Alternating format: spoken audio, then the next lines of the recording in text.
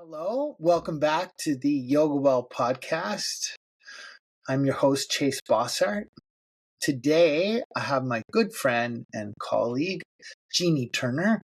Jeannie and I actually live on the same island, an hour and a half ferry ride from the mainland.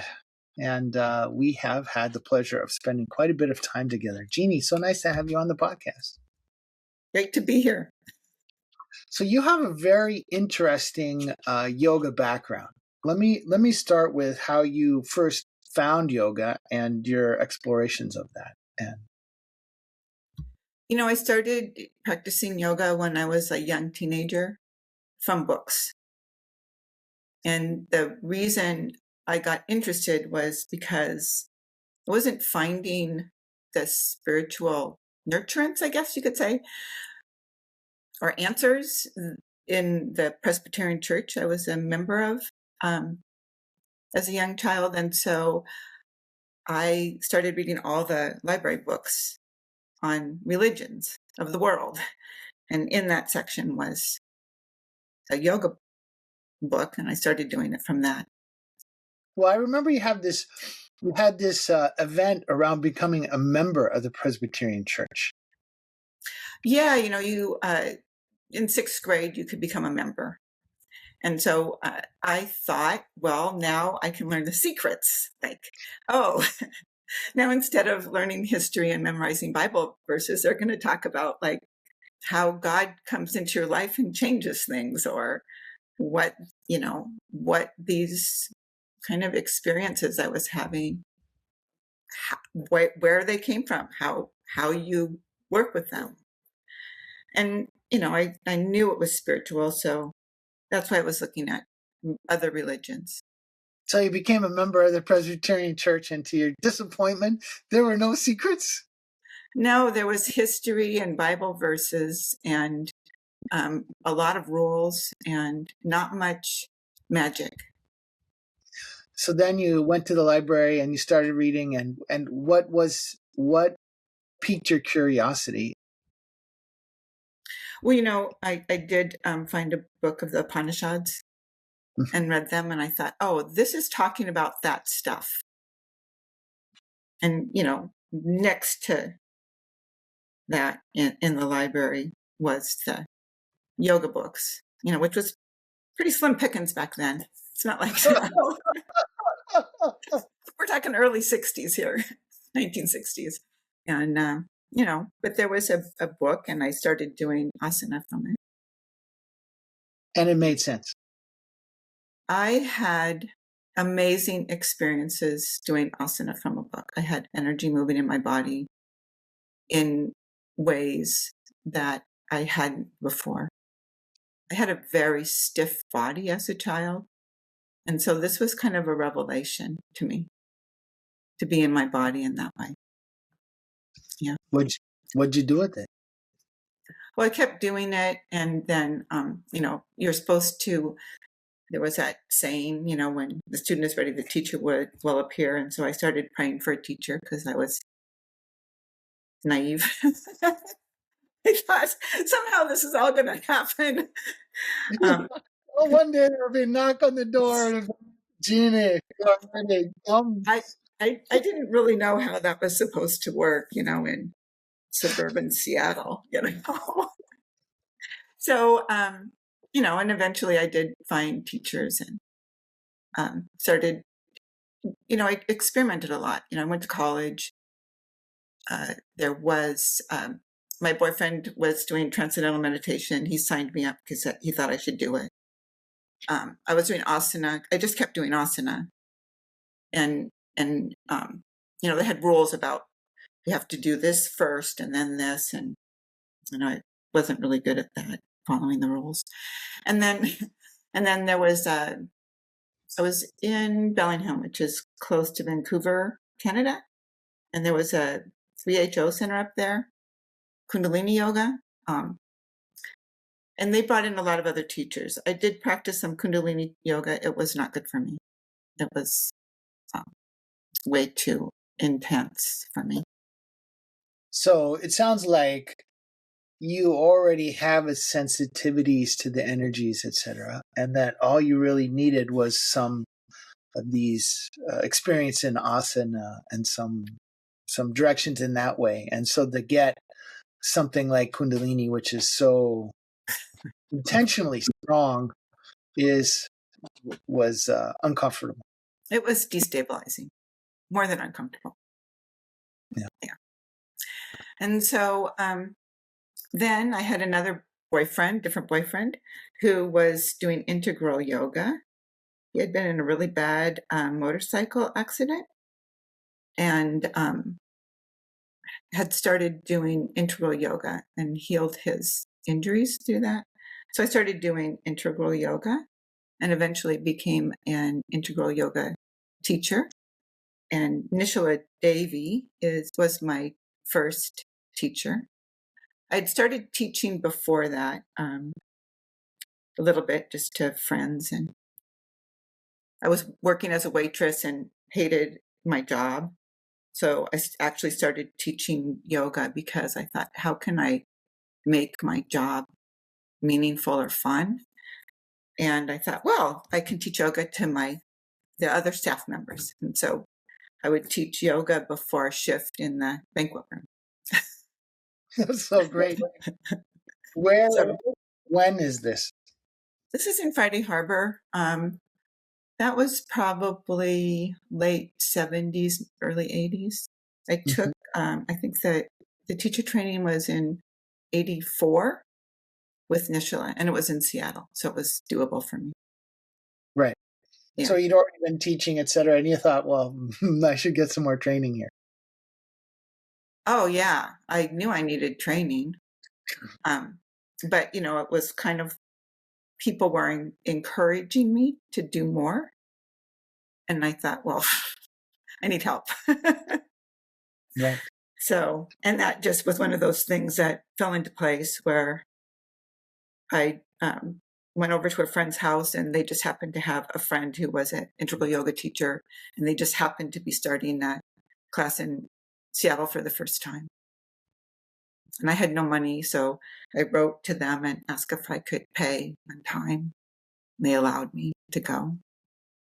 Yeah. And that really, you have not stopped studying. I mean, my knowing of you is that you have just been a continually deep student. Yeah. So then I was teaching, and and I had this one particular class that was billed as for healthy, active adults. And I had 12 students in the class. And integral yoga starts up with Surya Namaskar. And half of the people could not do it, even when I took several of the sessions to work with it. They had issues, and they were all people in their 30s. And I thought, wow, I need more help. And so I started looking for a yoga therapy course. And so this is now mid-90s, maybe. And Joseph LePage had integrative yoga therapy, and it was something I could do because he had it in residential, so I could travel and do it in pieces. And one of the ways he was teaching at that time was he would have all these different yoga people come and do a day or two as part of his 10-day training. And so I think it was maybe my third time I went to one of his trainings. Gary Krasow was a guest, and somebody asked him a question, and he paused and chanted a yoga sutra in Sanskrit and paused again and then gave the answer. And I thought, this is what I want.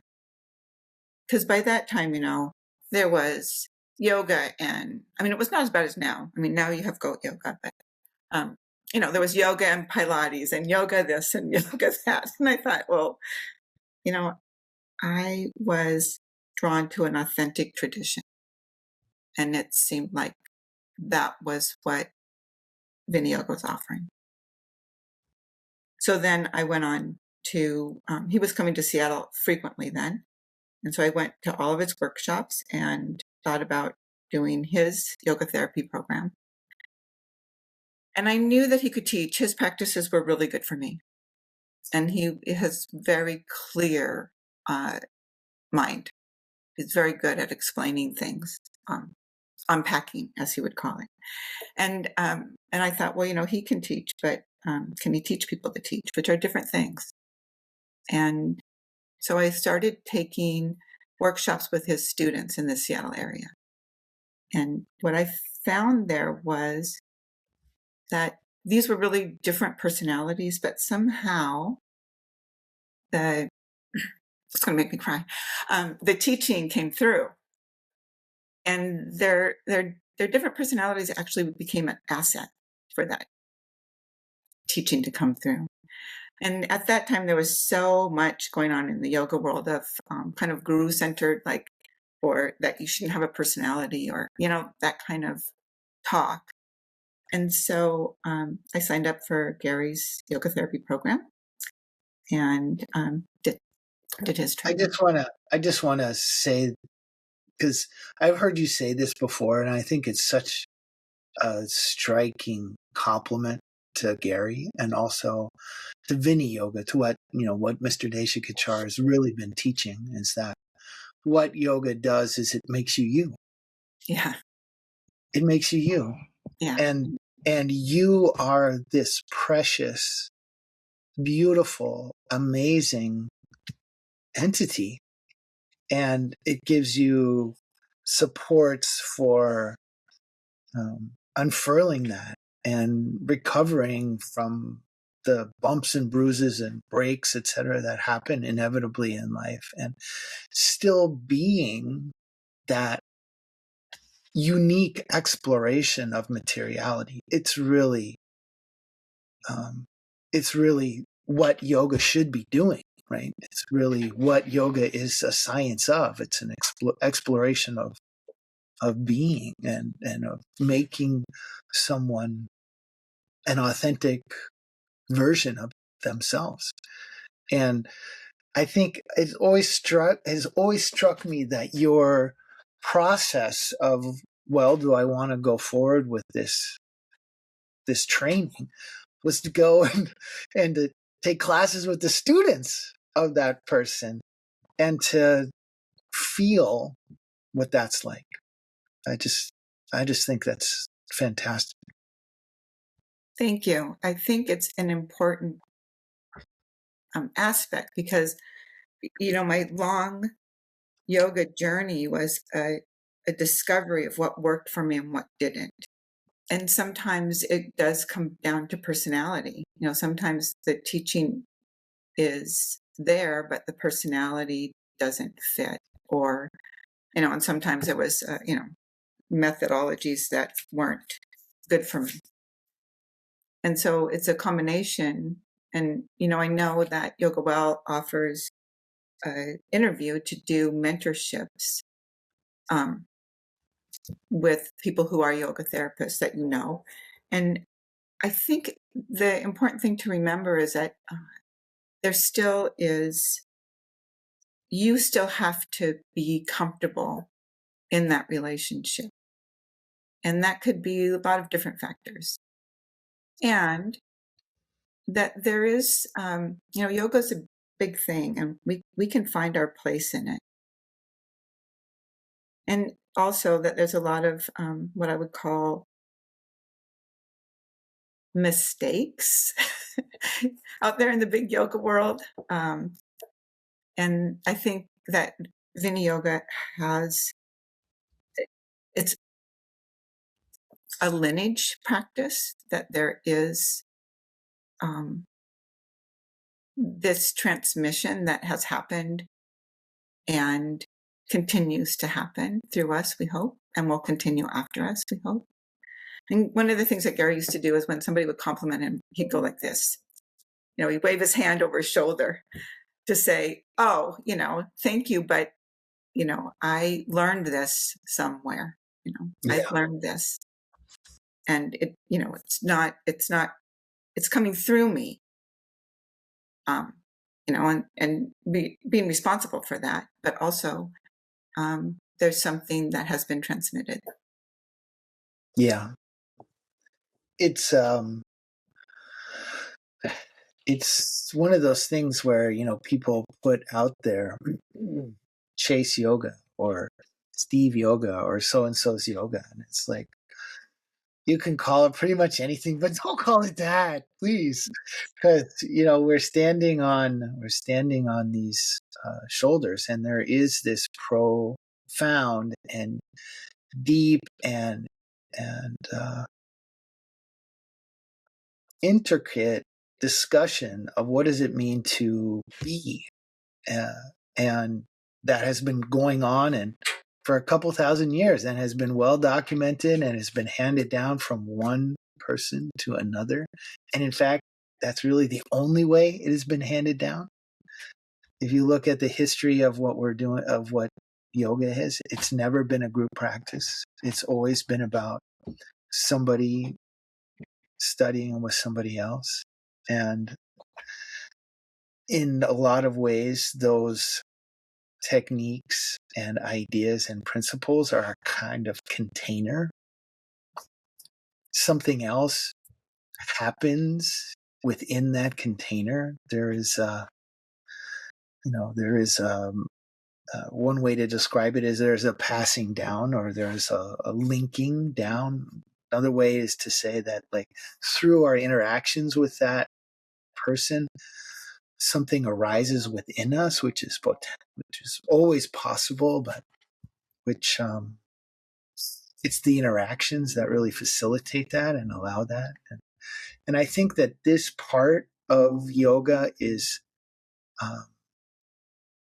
it's there under the surface if you go looking for it and you have a broad understanding of what is yoga and how does it work, etc. But it's not very evident to the person who's new to yoga, who's trying to figure out, well, like, what is yoga? And, well, it's all group classes, and it's all exercise, or it's all sitting on your cushion in a kind of spiritual something.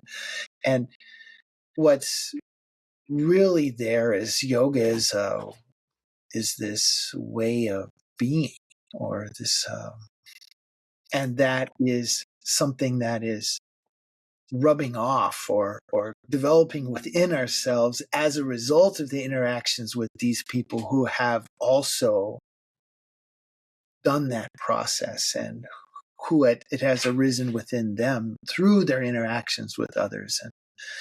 And it's really true when people do compliment and people do say, like, oh my God, you're so amazing and this is so incredible. And it's like, I didn't come up with this stuff.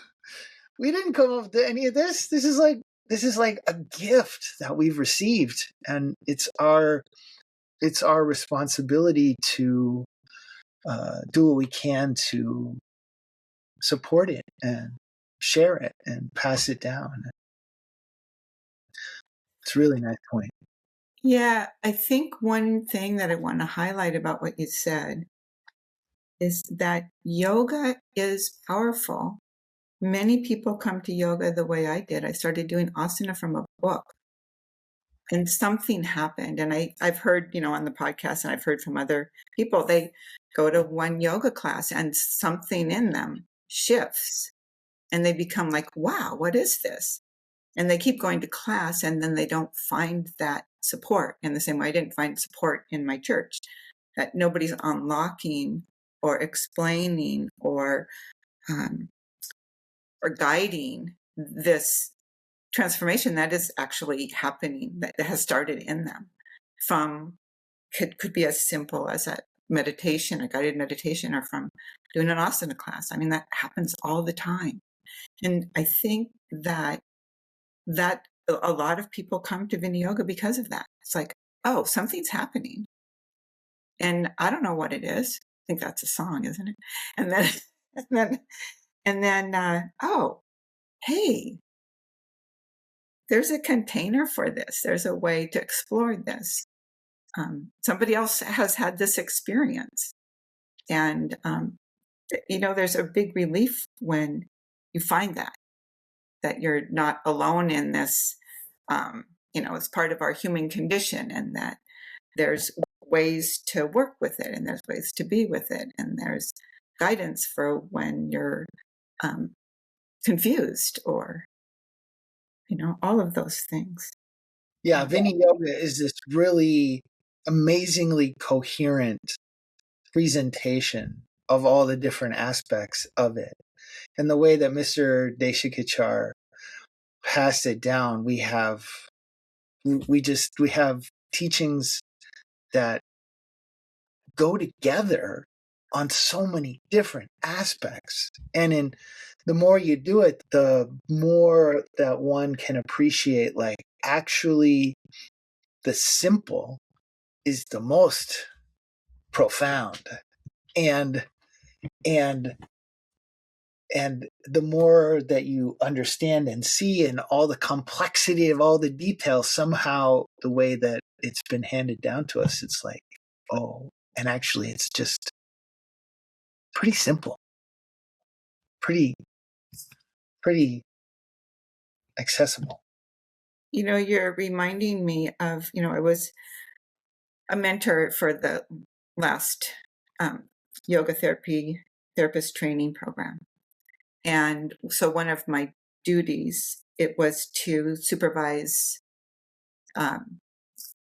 the individuals, budding yoga therapists, casework with their students. And it's really amazing how watching these other people who are kind of new to doing this, I mean, they've studied a lot, and they give these very simple 15-minute practices, and people come back and say, how it changed their life, or that now this is happening, or now that's happening, that there's an opening that happens in them, even from these very, very simple practices. And so it was fun for me to see that happening, and also to see sometimes these mentees would find it surprising. Yes. It's like, well, I told him to put his hands on his body and take 10 breaths and then wave his arms, and he came back, and pain is gone, and he's connected with his daughter he hasn't seen in 3 years. It is true. It is true. One of the funnest things to see is, like, the students that you're training turn around and, like, give pretty simple stuff, and they're surprised that, oh my God, this is so powerful. And because you think, like, okay, this is what I want to do, and I got to understand it, I got to know how to do it, and we got to have the complexity, and I'm ready for that. And of course you can't start there. You have to start with, okay, here's our foundations, and here's what we need to get people to experience, etc. And when they start transmitting that, and the profound changes of that, it's fun to see it in every regard. Yeah. And for many people, that's a new experience, because they came to yoga through a group class that was, an hour and 15 minutes long, and not aimed towards them particularly. And still something happened for them, and then they started their search. But, so I think that it's true. It oftentimes is a surprise to them. They came to the simplicity through a more complex training.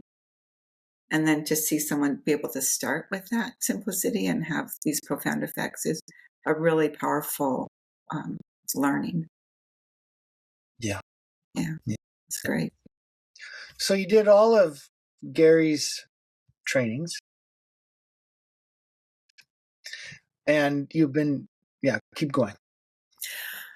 So that was, I think that was in the early 2000s. And at the same time, there was Gary's students in Seattle were inviting other teachers, partly because that was during Gary's break with Desikachar. So Sonia Nelson was coming and doing trainings. The Mohans came. So every time these different people would come through, I'd study with them, different workshops. And then in 2013, my son died, and I I guess he died in November. I think I went to a training with Gary. I forget if it was like 3 days or 5 days. And I just realized that it wasn't what I needed. Was almost kind of felt like, well, there's nothing here for me, which was, new for me. But I knew I needed support for my practice at that time. I'm gonna cry. So, I knew I had to practice, and I knew I couldn't do it without support. And, I'm in Friday Harbor, so it's 4 hours from Seattle, pretty much. And I had students, and I had some teachers in my studio at that time too. And I was not functioning very well. And it was a really difficult time. Many other things were happening at the same time. Yeah. Like all of the structures were collapsing at once. And so I started looking for something online. And I found somebody named Chase who was given some Viniyoga courses online. So I signed up and started taking, I think the first was the Yoga Sutra class. Because I knew, there's been different times in my life when things have been really difficult. And I've always been able to keep the thread going. What sutra is it that tells you long period of time? Yeah. 114. Yeah. And I learned that, when I was still doing it from books. So I've done that. And so I knew I had to keep the thread going because, there's some, I don't know what part of the cosmic plan this is, but, it's really easy to restart a bad habit. It's really hard to restart a good habit. I don't know what that is. So if you don't continue, you don't, you can lose it. And then it's hard to gain it back. So that was my attempt to get some support for my practice. Needed more than just sitting or just doing asana. I needed some more support than that. Yeah. And I also, needed, I think, one of the things that happens in those classes is that there is a community of people where you get to know them a little bit and you get to know their personalities, but you also get to know how they view things, how the teachings are landing with them. And so that was valuable too, to not be a teacher in a situation where I was just another student. Was really useful.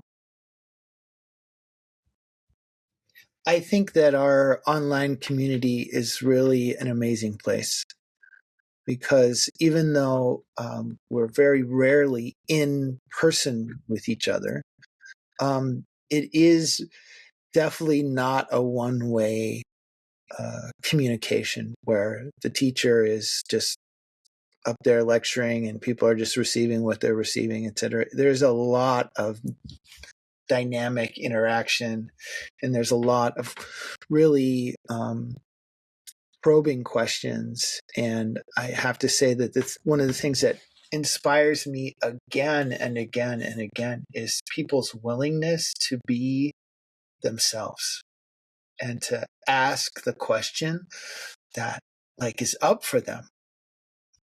And, they don't have to do it in ways that are revealing of very specific, personal, whatever, but they're of details, etc. But they're able to really be themselves in this online forum. And we meet every week. So over the months and years, you actually really get to know them in a way that's really a deep and meaningful way. I agree. And I've actually formed friendships and then met people in person that I met in the class. There was also that river thread, which was really valuable. So there was as questions arose, sometimes it would be personal things that came up for someone or clarification issues, but there was this place where you could make a post and get reactions on that post. And I've also had people reach out to me personally, just email me and say, hey, what did you think was going on? Do you have some thoughts? And so, that's another way of deepening our connection and also our understanding, to have those avenues of connecting with each other. This has been one of the founding intentions of the Yoga Well Institute, is that I really have always wanted it to be a community support. And we have really intentionally designed things and spent money on things that support community. And one of the things you're talking about is this tool River that we had for a long time, which was RYVER, which was really like Slack, or it was a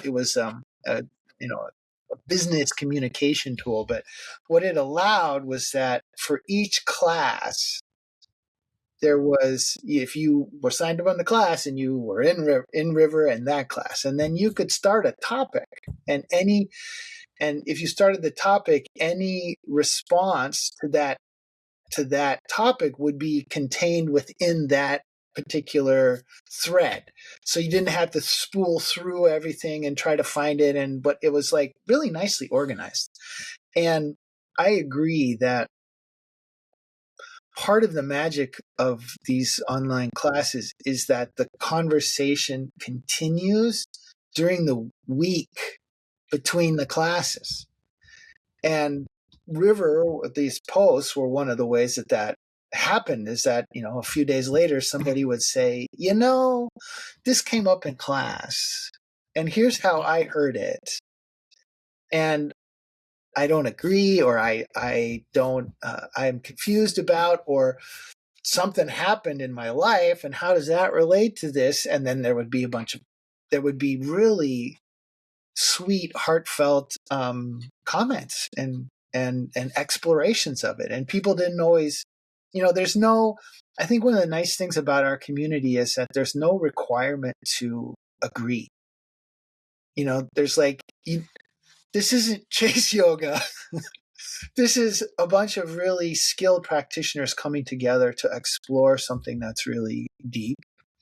And everybody has their own guide, their own teacher, including myself. I meet weekly with my mentor, and I have, Mr. Deshikshar was my mentor for almost 20 years. And then when he passed, it took me a few years, but I started studying with Paul Harvey, and I meet with him weekly, and I have for more than 11 years now. And so we all have deep personal practices where we're getting guidance, where we're getting a lot of reflection and change. And at the same time, there's this place where we can come together, even though we live in an island in the middle of the ocean. There's not that many people in this depth on this right around us physically, but but there is throughout North America and whatnot, and that part has really been interesting.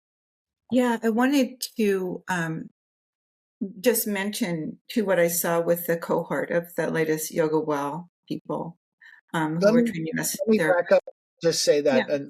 so that people who don't know, Jeannie also became an assistant in our yoga therapy training. And these yoga therapist trainings are, we call them yoga therapist trainings, not yoga therapy trainings. We are training therapists, and they are almost 4 years in length, and they're primarily online, though there is a in-person component. We started it in COVID, so it was online to begin with, and then we met think twice a year for 4 or 5 days. And part of what happens there is that we invite experienced therapists to come and participate in the training as leaders in the training. And Jeannie, you I asked you to do that, and I think it didn't quite match your expectations. So start with that. What did you think you were signing up for? Well, as I remember it, I asked you if I could be an assistant. Okay, that's probably what happened. And Yes. and I had been around Gary and Gary's assistants as far as I could tell. Made sure he had water, did some corrections of asana, answered questions, held some space in the room, things like that. And so that's what I thought I was going to do. And then I got this list of responsibilities and a list of mentees. I realized, and then what you called opportunities to teach. So, definitely not what I had envisioned. And what I really enjoyed about the way the training was organized was how much holding there was for the students. So there was a student liaison, there was the faculty, and then there was people like me. The assistants were mentors, and each person had a program mentor to help them meet the requirements of the class, and also a personal mentor. Sometimes those were the same person, sometimes it was two different people. So there was a lot of ways that there was support for the students. And what I saw develop, and especially when we were able to meet in person, was that the cohort developed into a sangha. That there was, they also had study groups that they were assigned to. So they had meetings with some people in their group even before we met in person. But a true sangha, I think, really emerged from that. This cohort had so many people that had a depth of experience with yoga and specialized knowledge about some other things. I mean, there was a physical therapist, there's people who had expertise in psychotherapy. There was a lot of expertise in the room and knowledge about how that informed their yoga therapy practice.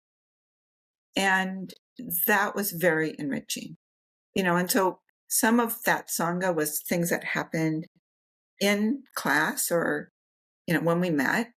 And some of that was extended out, the study groups were done, online, across the country.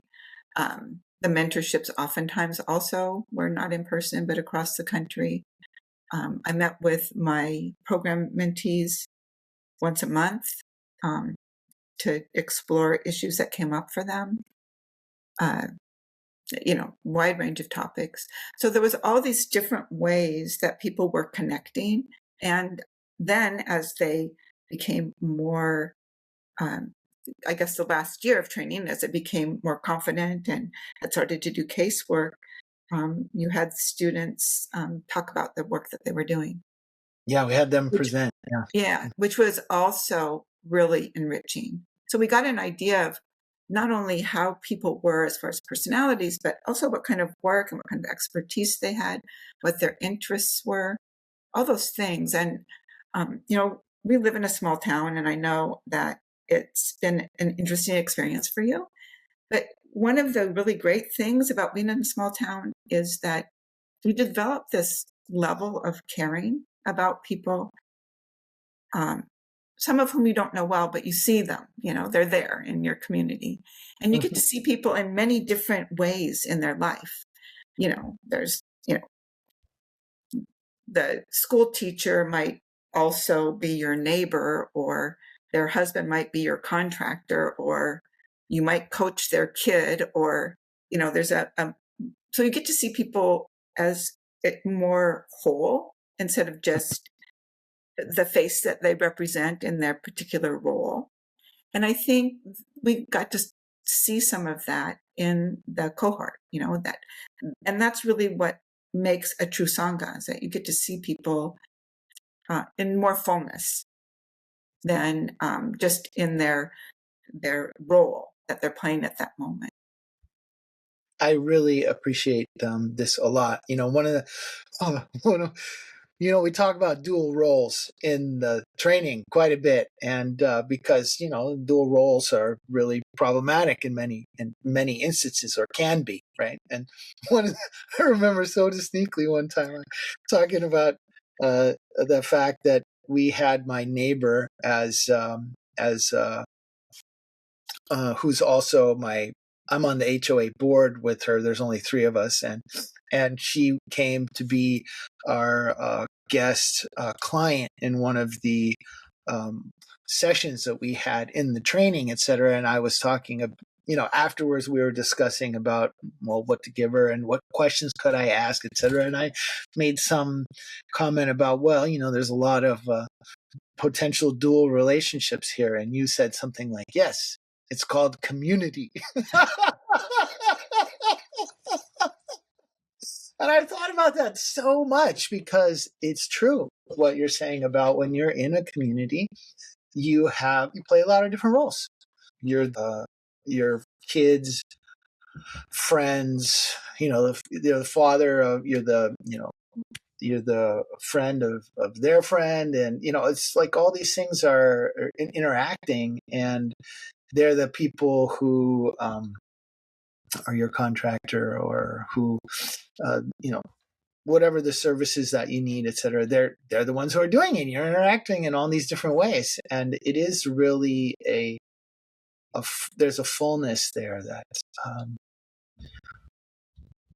it's what being human is so interesting, and what being is. Yeah, I think, in this tradition of Viniyoga, we talk about yoga as relationship. Mm-hmm. And one of the things I think that isn't said explicitly enough is that the essence of relationship isn't just a one-on-one relationship, but that we're all interrelated, and that there's ways to honor that, and that healing happens in relationship. So we talked about how healing happens in relationships between a person who comes in for yoga therapy, for instance. But a lot of healing also happens in a relationship of peers, and being held in a community, and being accountable to that community. I know that in the training, there was oftentimes disagreements, or people's feelings would get hurt, or something would touch somebody, or people would not want to be in the same study group with someone, and things would shift. But all of that is part of building community. And I think in our larger culture, we have escape routes all the time from that accountability. You can move around, when you're in a small town, and one of my jokes is, yeah, people know more about me than I know about myself. It's like, Yeah. it's and I think it's really important also to have people who share your values. So in a small town, not always true, but in an intentional sangha formed around, this group that wanted to be yoga therapists, there was a foundation of yoga philosophy, their own personal practice to yoga, that created a kind of a baseline of understanding about what they were doing in the world and what they were doing in their work. That is a huge benefit for anybody who's practicing as a yoga therapist. It's, it can be pretty lonely. You have yourself and your client, and you are bound by confidentiality, and you're doing really deep work sometimes with people, and you get stuck sometimes. And like, we have our mentors to help us, and we need more than that to help hold us in this work that we're doing. I think that I really appreciate the way that you're describing the structures of the training, because that is a very intentional part of what we set up with the training. There's one of the things that was true of Mr. Deshikachar's classes is that there was multiple levels in it. So somebody would be, around for years and years, decades, and there would be people who are brand new and all in between. And that interaction made the space really rich. The beginners are asking beginner questions, and actually beginner questions are really useful for advanced practitioners. And advanced practitioners are asking questions that are also very inspiring and interesting for us, someone who as a beginner is really trying to understand what's out there and can really see, like, wow, there's some depth here that is going to take some time for it to unfold. And in our training, that was really, we have this group of assistants that are really enmeshed in the interactions with the students. There were, as you're saying, there was a personal mentor and there was a professional mentor or a program mentor that's really somebody who's done the work themselves, who is participating in the training, who knows what we've been talking about, who's also responsible for helping you, this one student, or the 5 or 6 that you're working with, to like actually put together your functional group, to actually get some feedback on what is it with your when you saw this student. Okay, this happened, so why, and what was positive about it and what could have been different about it. And it also provides an opportunity for just exactly what you were describing earlier, for everyone to experience how the teachings move through different people in different ways, and they have different expressions, and that's so rich, and it does build out what is there. I know that you are starting you have started an online community with many of these ideas at the foundation of them, at the heart of them. Tell me a little bit about your community. Before I do that, I just wanted to you used the word functional group, and I'm Okay. thinking that there may be people who don't know what a functional group is. Yeah. So part of the training is to teach group classes that are aimed at a particular population. So there's something that they have in common. So some of them that I'm thinking of, disordered eating was one, osteoporosis or bone health, prenatal and postnatal. So people would choose a group that they thought they wanted to work with. And one of the things that happened is that sometimes they found that that was a good fit, and sometimes they thought, oh, I don't want to do this, I want to do something else instead. But that was I just wanted to that's part of the learning, right? That's part of the learning. And yeah. I actually, as the organizer of this training, I have received flack from people. Well, a small group is not Viniyoga, and that is, you cannot do therapy in a therapist in a small group setting. So why are you having the people do this? Why? And you shouldn't be doing it. You should be all about the individual one-on-one. And first of all, I just want to highlight some of the stuff you were saying earlier about healing in groups. And there's so much utility in terms of being supported and being seen by other people who have been through something similar or are going through something similar and can really identify with what it is that you are saying, or you can provide that function for others. It's so healing to be in a group, first of all. Second of all, one of the traps for Viniyoga is that we think we have an answer for any situation. Now, that answer is different for different situations, but it's impossible to actually be everything to all problems. And it's so useful to actually pick a niche and to start working with some people and to get some depth of experience in a particular area and to see the same problem reflected in different people in different ways and to understand that actually there's different answers for this.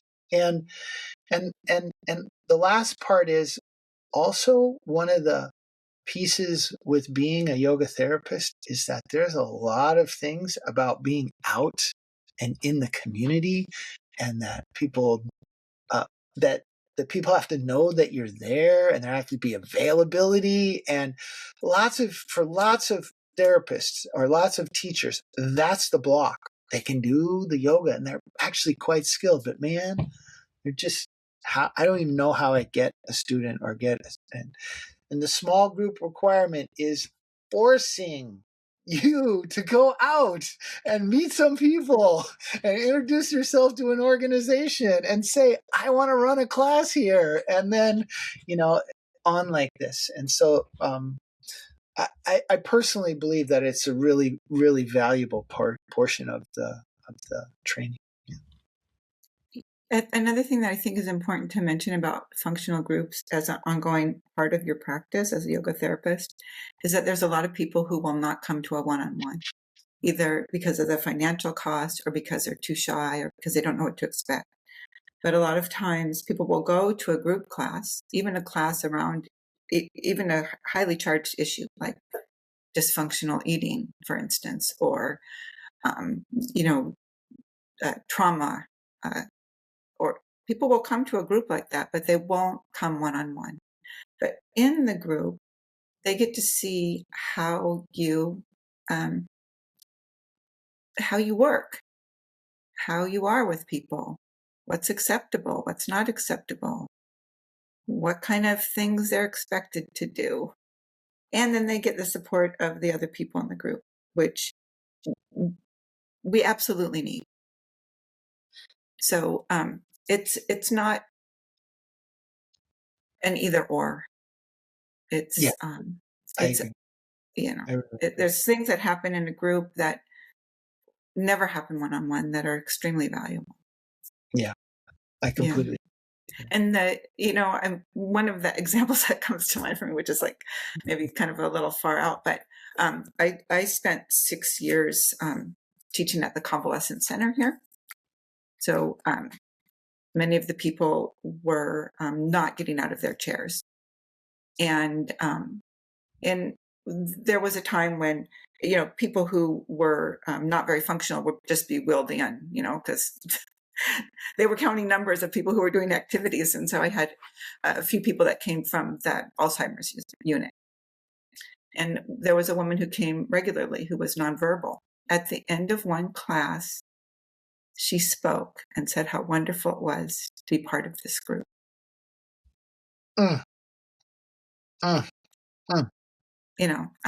Those kinds of things, because there was a feeling in the group that she felt supported by.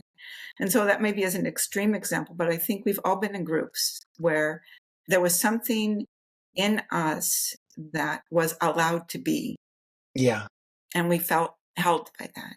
Yeah. Yoga. Yeah. Yeah. So, you had another question?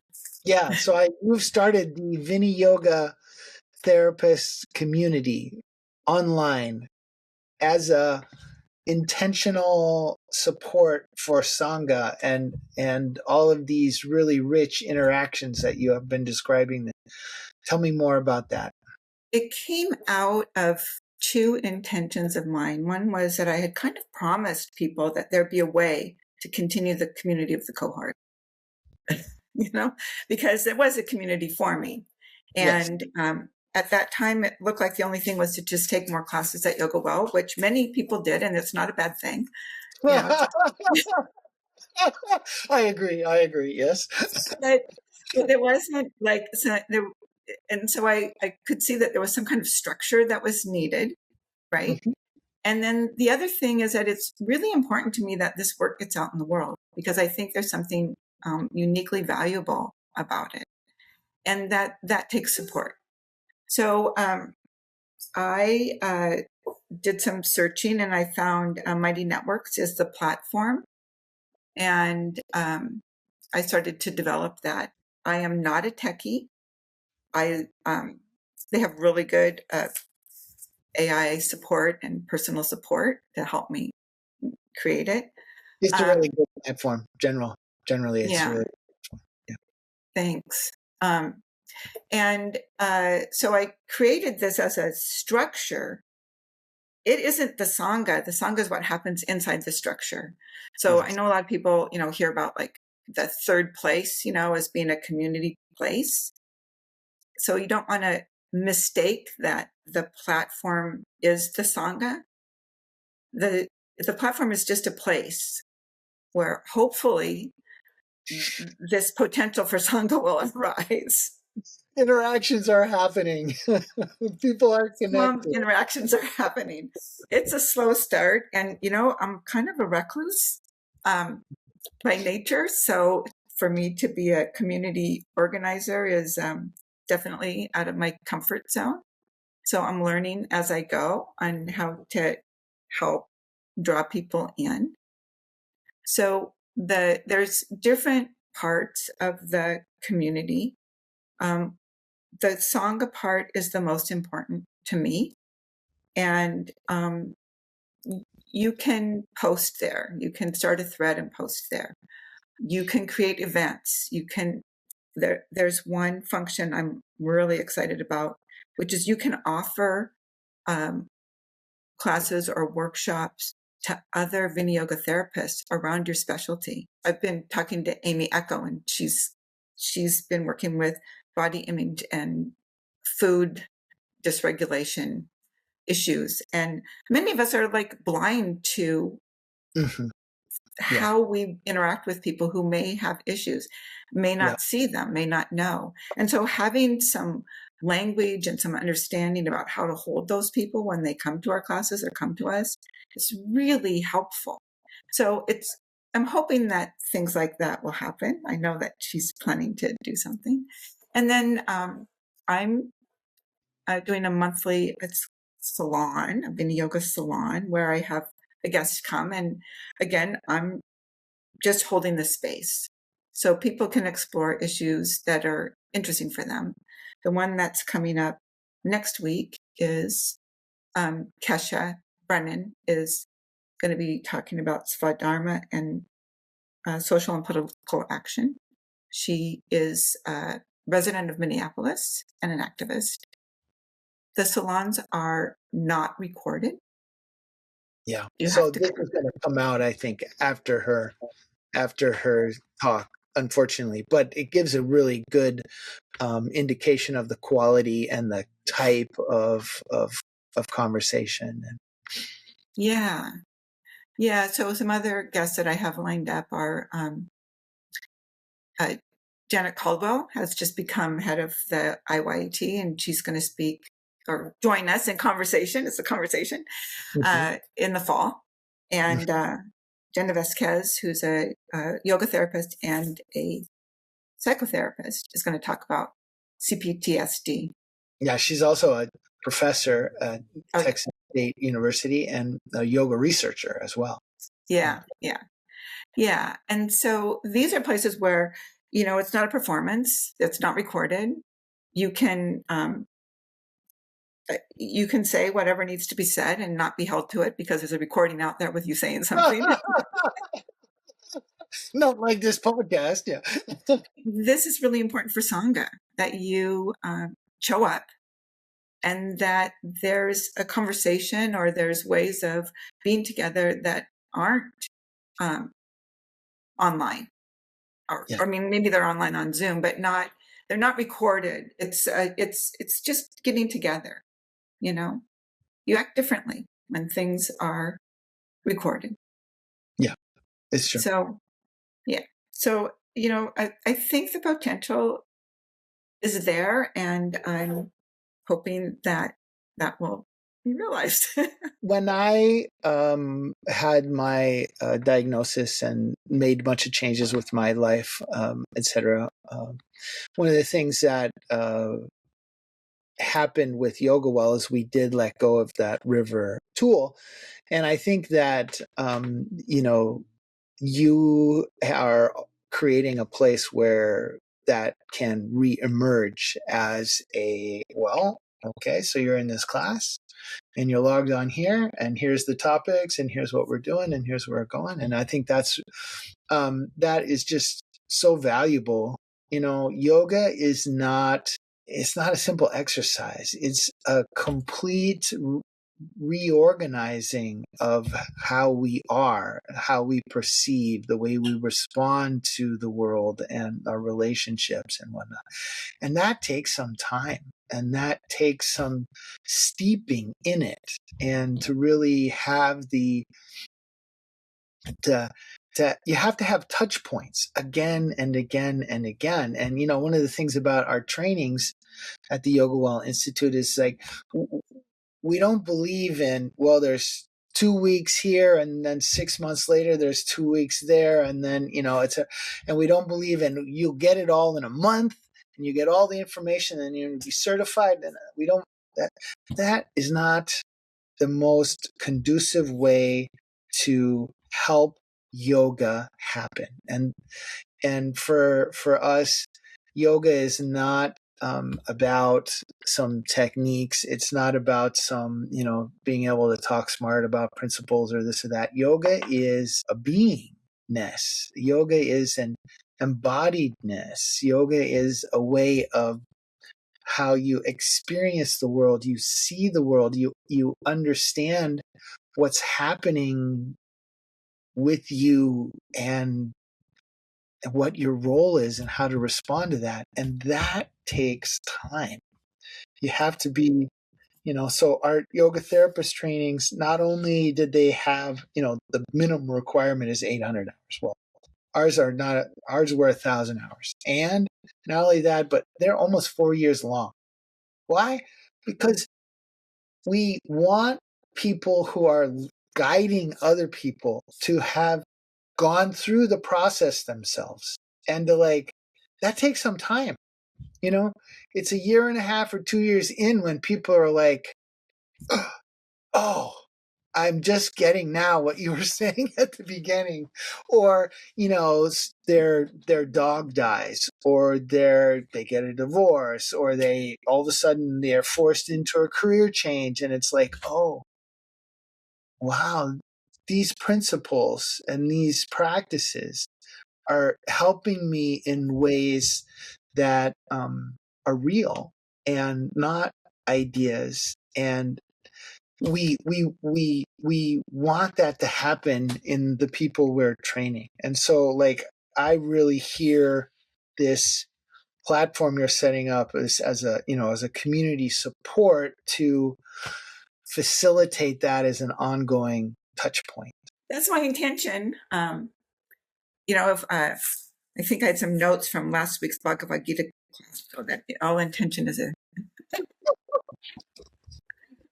But that also brings up that we don't do this alone, and a lot of times the changes that we experience from doing our practice, we end up feeling like the ground has shifted beneath us.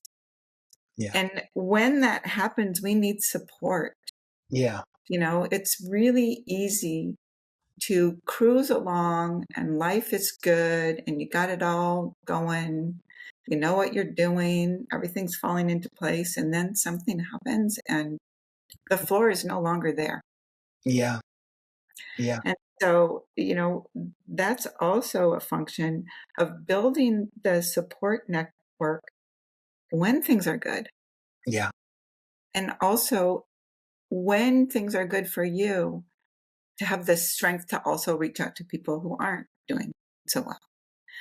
And we see this in our little town all the time, right? I mean, we know Yeah. people who have had some adversity and all of a sudden there's someone to drive you to the doctor and someone to take care of your kid and someone to fly you to your appointments and all Yeah. those things.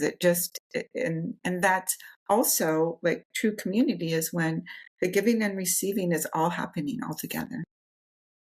Yeah. Yeah. So that when you most need support, you can trust that it's there. Yeah. And when you have something extra, you're able to hold other people, Yeah. Well, those are the times too when the most transformation and the most reorganization and the deepening of yoga, etc., provided that we can stay connected and we can stay in it. What's Yeah. the website? There's two things. The platform is on Mighty Networks. So it's not literally a website. It's Viniyoga Therapist Community.mn.co. But I also did a GoDaddy website and purchased the name ViniyogaTherapist.org. Okay. And if you go to ViniyogaTherapist.org, it automatically sends you to the landing page for the Viniyoga Therapist community. Okay. Viniyogatherapist.org. Okay. Yeah. And the other one is Viniyoga-therapist-community I see. Yeah. .mn. Okay. Yeah, we'll put these in the show notes so that people can find it. I'll send an invite link to you too, so you can post that. So then it's easy. Oh, yeah. Once you say that you want to join, there's 3 really easy questions, 1 sentence, 1 word questions to answer. So it's gated. So, not random people can't just become members or just enter the site and see all the information. Right. There is a public part of this website as well. And that is the profile that you fill out about your interests in the work that you do is public, so it's searchable. And I'm going to get better at doing the SEO. So when people look for Viniyoga therapist, it will take you to the directory. And people can also post their classes for the public there. So if somebody's looking, I'm interested in Viniyoga, I'd love to take a class. Let's see if there's one in my community, or maybe I can take something online. And so those 2 parts, the directory and the class listing, are public as well as available to community members. But that's you were talking about. People wonder, how am I going to get students? How do people know about this? I'm hoping that that will help with that part, that difficulty. The real meat of this, though, is to create that space where people can come and interact with each other, and hopefully there'll be other people who want to become hosts and share some of the responsibility of managing the site. Yeah. It's it's not for me, but I also I hear you, sister. I hear you. I also wanted to mention that the site, it's not a moneymaker. It's not posting your classes and people pay you. for the first year, there's no fee. At some point, I'm going to probably ask for a small fee depending on the number of members, so I can help pay for the cost. But at this point, there's no fee until next December 31st. But people who want to have a class that they charge for can put their links to the class, and then, through your website or whatever, and then you collect the payment for that class. So even if it's just you're orienting towards Viniyoga therapist, you could have a class and then put the link to the information on your website, and people pay you directly for that. Right. So I just wanted to say that. And I'm for the people who've signed up, I'm going to start bugging you, asking you to do things, asking you to participate. I started out thinking, well, if I build it, they will come. And that is true. That's so funny.